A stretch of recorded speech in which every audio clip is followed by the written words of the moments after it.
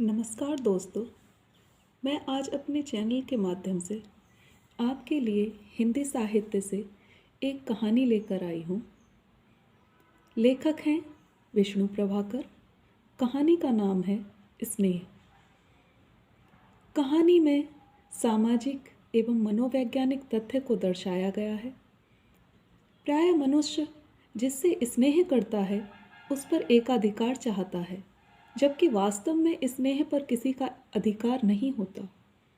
तो आइए मैं कहानी का वाचन करती हूँ। उमा स्नान करके पूजा की कोठरी की ओर जा रही थी। उसने देखा शशि की कोठरी में से दो आंखें उत्सुकता से उसकी ओर ताक रही हैं। उससे रहा ना गया। वहाँ जाकर पूछा, क्या कहते हो शशि? शशि कांप उठा, बोला, नहीं कुछ नहीं। उमा ने फिर कहा, बोलो, हम आ गए हैं, क्या कहते हो? शशि फिर भी नहीं बोला। उसने केवल उमा की ओर देख भर लिया। उसकी आंखों में पानी उमड़ आया था। उमा कातर हुई। उसने कहा, तुम रोते क्यों हो बच्चे? इस बार शशि बोला, चाची तुम चली जाओ, नहीं तो ताई आकर मुझे मारेंगी।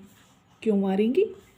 यह तो मैं नहीं जानता, शशि ने भोलेपन से कहा, पर ताई मुझे किसी से बातें करते देख लेती हैं तो मारा करती हैं। हमारे साथ बातें करते देखकर वे नहीं मारेंगी। आओ तुम हमारे साथ चलो। नहीं चाची, हम हाथ जोड़ते हैं, तुम चली जाओ, ताई आती होंगी। शशि की आंखें भर आई। उमा सहसा कुछ न कह सकी। उसका हृदय शशि के लिए व्याकुल हो उठा। वह अभी इस नए घर की बहू बनकर आई है। वह न शशि को समझ पाई है, न अपनी विधवा जेठानी निरुपमा को। जिस दिन उसने ससुराल में पैर रखा था, उस दिन निरुपमा ने उसको समझा दिया था, बहू रानी, इस अभागे बालक को मुंह न लगाना। उमा ने सोचा था यह बालक अवश्य शैतान होगा, परंतु इन 4 दिनों में ही उसे मालूम हो गया बालक शैतान नहीं है। उसका एकमात्र अपराध यही है कि वह बिना माँ बाप का है। यह भी क्या अपराध है? उमा वहीं खड़ी खड़ी सोचती रही और उधर पूजा घर में उमा को न पाकर निरुपमा वहीं आ गई। उसने उमा को शशि की कोठरी के पास खड़े देखा। वह चिल्ला उठी, जो जानबूझकर सांप के मुंह में उंगली डाले उसे कौन बचा सकता है बहू रानी? मैं अब भी कहती हूँ, तुम शशि को मुंह न लगाओ। उमा चौंक कर बोली, मैंने क्या किया जीजी? तुम शशि के कमरे में क्यों गई थी? निरुपमा ने शासन के स्वर में पूछा। उमा कांप गई। उसने इतना ही कहा, जीजी तुम इस बालक से इतनी नाराज क्यों हो? निरुपमा उसी तरह बोली, नाराज क्यों हो? यह जानना चाहती हो? अरे बहू, इस राक्षस ने पैदा होते ही अपने माँ बाप को खा डाला, तनिक बड़ा होते ही अपने ताऊ को भी निगल गया, और तुम पूछती हो इसका अपराध क्या है? और उसने झपट कर बालक को कमरे से बाहर निकाल कर खड़ा कर दिया। बोली, मैं जानती हूँ मैं इसका गला नहीं घोंट सकती, परंतु बहू रानी, अपने भरे घर को फिर से सूना करने की हिम्मत भी मुझ में नहीं है। उमा हतभागिन सी निरुपमा को देखती ही रह गई। वह न बोल सकी, न जा सकी, और दिन पर दिन बीतते गए। नई बहू अब पुरानी हुई, परंतु शशि के प्रति निरुपमा की कठोरता समय के साथ साथ बढ़ती गई। एक दिन साहस करके उमा ने अपने पति से कहा, आप जीजी को समझाते क्यों नहीं? अमूल्य बाबू अचरज से बोले, किस लिए उमा? कि वे शशि के प्रति इतना कठोर न हो।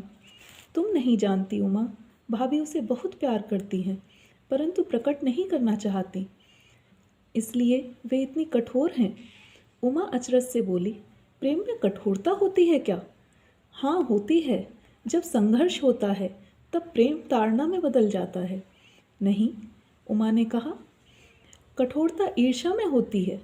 एक दिन जब यातना सहते सहते शशि मर जाएगा, तब जीजी क्या उसे प्रेम को लेकर चाटेंगी? कहते कहते उमा की आंखें छलछला आईं, और उसी समय शशि की चीत्कार उसे सुनाई पड़ी। दोनों चौंक पड़े। उमा जल्दी से उस ओर चली गई। उसने देखा निरुपमा शशि को मार डालने पर तुली है, और बालक बिलबिलाकर कह रहा है, इस बार माफ़ कर दो ताई, अब नहीं करूँगा। उमा से यह ना देखा गया। उसने निरुपमा के पैर पकड़ लिए, बोली, अब छोड़ दो जीजी। निरुपमा ने रुककर तीव्र दृष्टि से उमा को देखा, मानो कहा हो, तुम्हें बीच में बोलने की क्या अधिकार है। उमा ने पूछा, बात क्या थी जीजी? क्रोध से भरी निरुपमा बोली, तुम्हारे लाड़ की बात थी बहू। अब लड़का चोरी भी करेगा। मैं कहती हूँ मेरे घर में यह ना होगा। मैंने सवेरे 5 रसगुल्ले गिने थे, अब 4 हैं। इतना कहकर क्रोध से धम धम करती हुई वे चली गईं। उमा ने देखा, उनकी आंखों में पानी था। उसके हृदय को ठेस लगी और कठोर स्वर में उसने पूछा, क्यों? तूने रसगुल्ला चुराया था? शशि ने बिलखते हुए कहा, चाची, कल से भूखा था। तुमने परसों जो मिठाई दी थी उसके कारण ताई ने मुझे रोटी नहीं दी। वह जोर जोर से रोने लगा। चाची, बड़ी तकलीफ होती है, मुझे बचा लो, मैं फिर चोरी ना करूँगा। वह आगे ना बोल सका, संज्ञाहीन सा होकर गिर पड़ा। उमा ने यह सब देखा और चीख कर वह भी वहीं गिर पड़ी। और 3 दिन के बाद उमा को बड़े जोर का बुखार चढ़ा हुआ था। अमूल्य को डर था कि कहीं उमा की बीमारी घातक न हो। वह बार बार बेहोश हो जाती थी। वह गर्भवती थी। निरुपमा ने उसकी यह दशा देखकर कहा, मैंने इसे कई बार मना किया अमूल्य, इस अभागे बालक की छाया भी कष्ट की छाया है। अमूल्य मुस्कुराकर रह गए। थोड़ी देर बाद जब उमा ने आंखें खोली तो उसका हाथ अपने हाथ में लेकर बोले, उमा, तुम्हें क्या हो गया? उमा ने उन्हें देखा और पूछा, शशि कहाँ है? स्कूल गया है, उसे बुला दो, मैं अब न बचूंगी। अमूल्य उसके ऊपर झुक आए और प्रेम भरे स्वर में बोले, ऐसे मत बोलो उमा। उमा ने उसी तरह कहा, आपको दुख होता है, पर मैं क्या करूं? मेरे कारण उस बालक को बहुत कष्ट उठाने पड़ते हैं। उसे एक बार मेरे पास ला दो। उधर ही आती हुई निरुपमा ने उन वाक्यों को सुना और बोली, जिसके कारण तुम इस दशा को पहुंच गई, उसको देखने की साध अब भी बाकी है। तुम्हें उसकी छाया से भी बचना चाहिए बहू। तुमने यह क्या कहा जीजी? उमा ने हृदय के आवेग को रोकते हुए कहा, शशि को उसके मामा के यहाँ भेज देती हूँ। इस अभागे बालक के कारण मैं अपनी चांद सी बहू को नहीं खो सकती। कहते कहते निरुपमा की आंखें भर आईं। उमा कोई उत्तर नहीं दे सकी। भावावेश में उसकी जीवा रुंसी गई। उसने कातर दृष्टि से अपने पति की ओर देखा, मानो उसने कहा, ऐसे तो मैं और भी जल्दी मर जाऊंगी। और जब निरुपमा चली गई तो अमूल्य बोले, मैं कहता हूँ उमा, कल से हम दूसरे मकान में चलेंगे। तब क्या होगा? उमा ने अचरज से पूछा।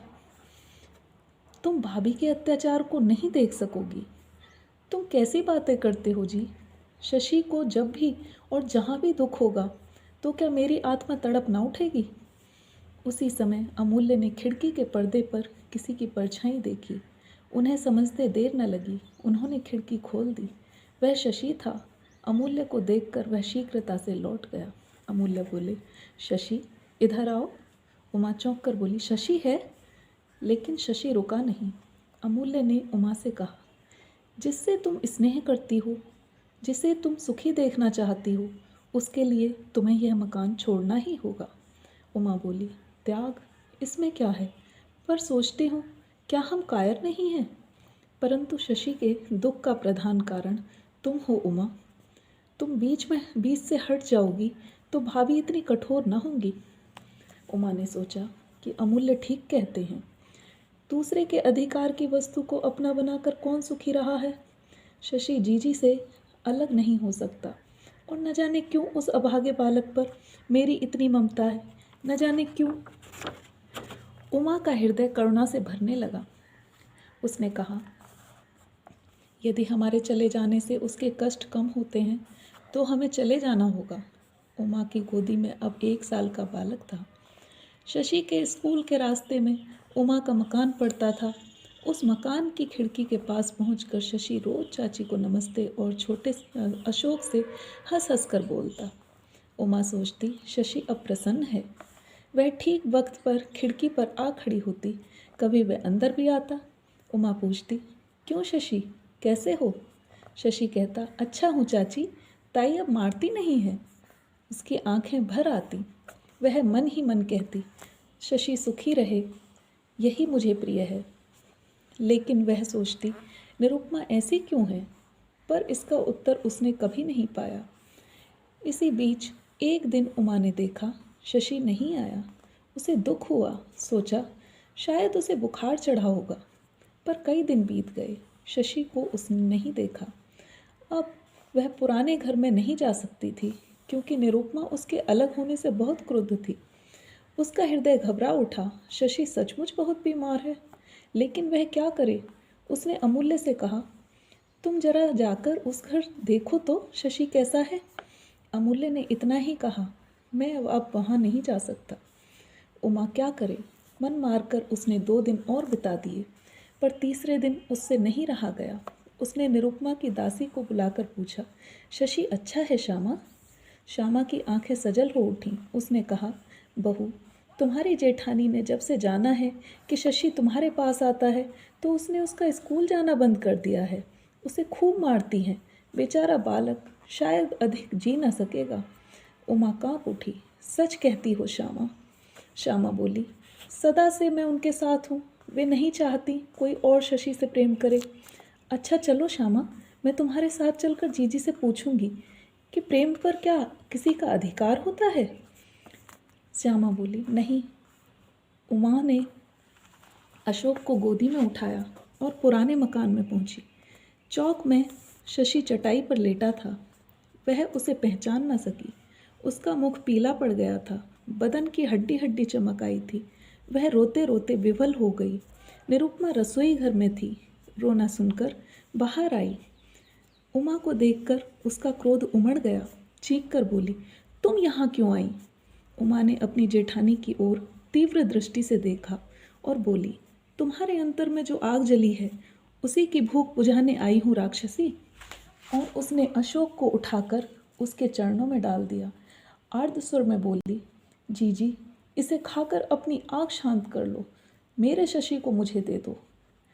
निरुपमा उस क्षण स्तंभित चकित बुत्सी बनकर खड़ी रह गई, पर उमा ने उसकी ओर देखा भी नहीं।